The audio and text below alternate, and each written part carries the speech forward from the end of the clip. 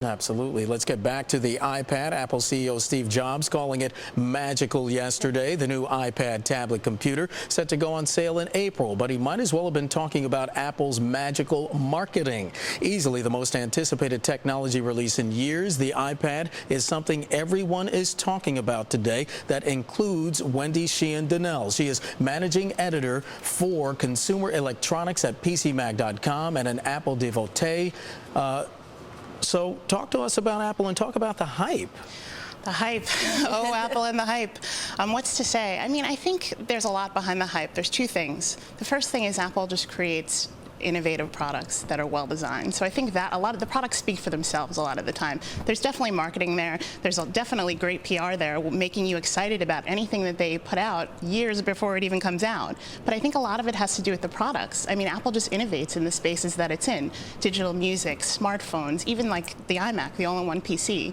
Now they're innovating in retail stores. I mean, Apple's got retail stores now all over the country, and they're doing really well. And I think they hope to do the same thing with the iPad. So this is just something they do. They know how to market. Yeah, they know how to market, and they know how to make solid products that people want to buy. But at the same time, how does this set them up? Because when you look at some of the past releases, even though there's been so much excitement, it's taken a while for, even though there's been a lot of buzz, it's taken a while for it to actually catch on, the sales to actually pick up. Well, so does this backfire on them at all? Well, I think a lot of it has to do with the fact that everybody has got this thing in their head. They're waiting for this product. They want it to do everything in the entire world. And, you know, you just can't. It can't live up to the hype that, I mean, we've been talking about this iPad or whatever, iSlate or whatever they were calling it up until we knew the actual name for easily a year, if not longer. So it's like everybody's got in their head what it should do, and then when it comes out with what it really does, it can never measure up because there's just no way, you know.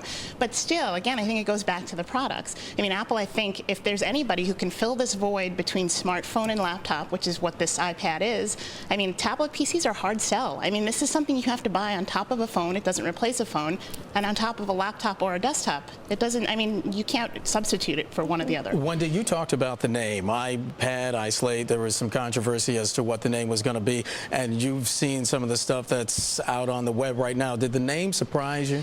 I don't know about the name. I'm not sure about the name. It didn't surprise me because it was rumored, and I think someone saw, like, Apple put in a request for that domain name somehow, and someone caught onto it, so they thought that was a possible name.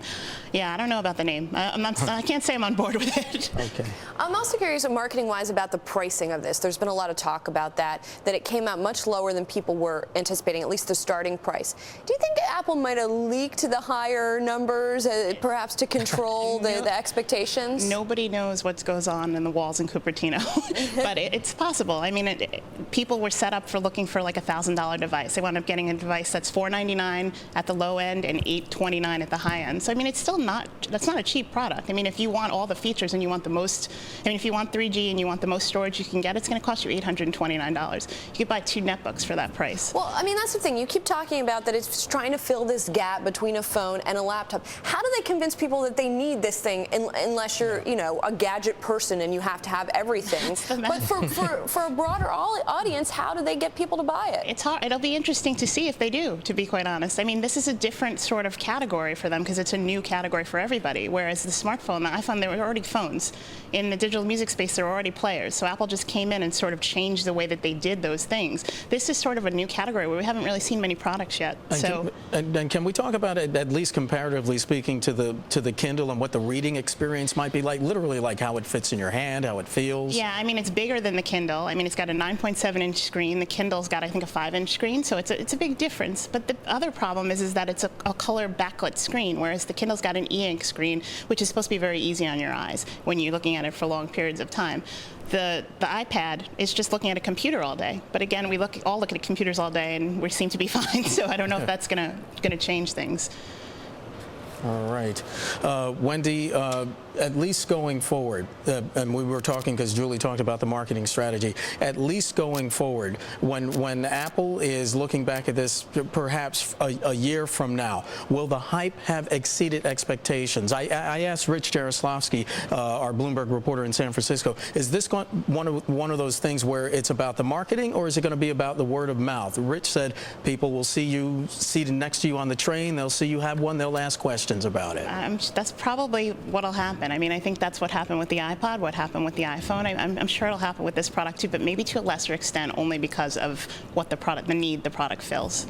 And we're also in a horrible economy where people don't necessarily have $829 to spend on extra technology. Or $499 for that matter. Even that. So it'll be interesting to see how it does. All right, Wendy Sheehan Donnell, PCMag.com, joining us here on set to talk about the iPad. Thank you so much. Good to see you. Thanks for having me.